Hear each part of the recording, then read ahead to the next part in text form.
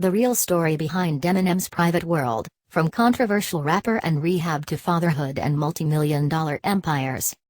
It's been nearly 20 years since Marshall Mathers was first introduced to the world. The 1999 release of Eminem's The Slim Shady LP marked the start of the rapper's illustrious, and whirlwind, career that would see its fair share of ups and downs, but there's surprisingly very little we actually know about the 44-year-old.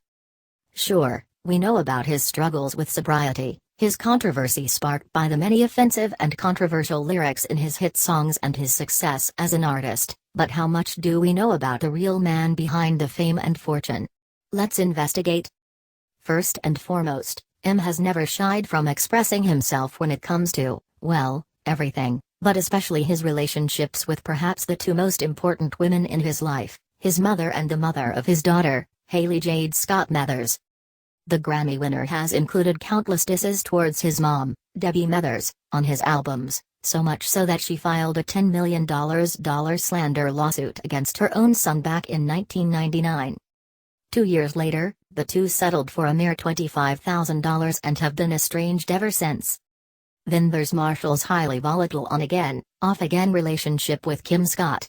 Lest we forget about the 2000 song named after his ex, where he prolifically describes killing her after a fight. Kim and Marshall first began dating in 1989 and welcomed their only child together on Christmas Day in 1995. The two married in 1999 and divorced 2 years later. However, their love story didn't end there. They remarried in 2006 in a private ceremony. And divorced just months later. During the second divorce proceedings, the two agreed to joint custody of Hailie. The rapper also received custody of Kim's daughter from another relationship. While little is known about what led the two to split for a second time, it's presumed that M's drug abuse may have been one of the factors. In fact, in December of 2007, the Dr. Dre protege was hospitalized after a methadone overdose. In several interviews during promotion for his 2013 album, Recovery, M explained that he was battling an addiction to multiple prescription medications.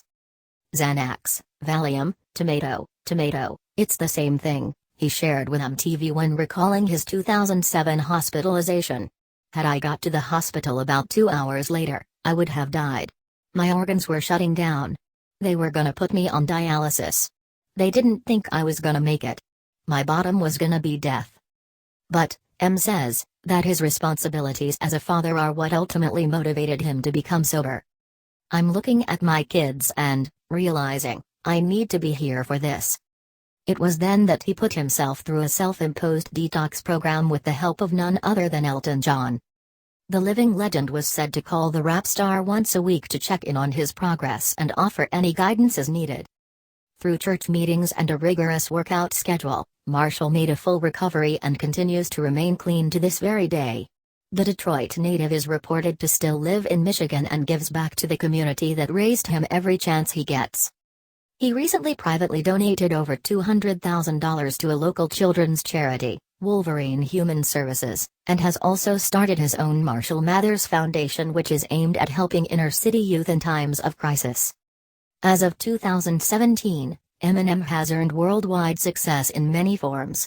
Not only has he won 15 Grammy Awards, an Academy Award for 8 Miles Lose Yourself, been entered into the Guinness Book of World Records for using the most words in a single song for 2015's Rap God, and much, much more, he's also been able to keep the public eye relatively away from his day-to-day life.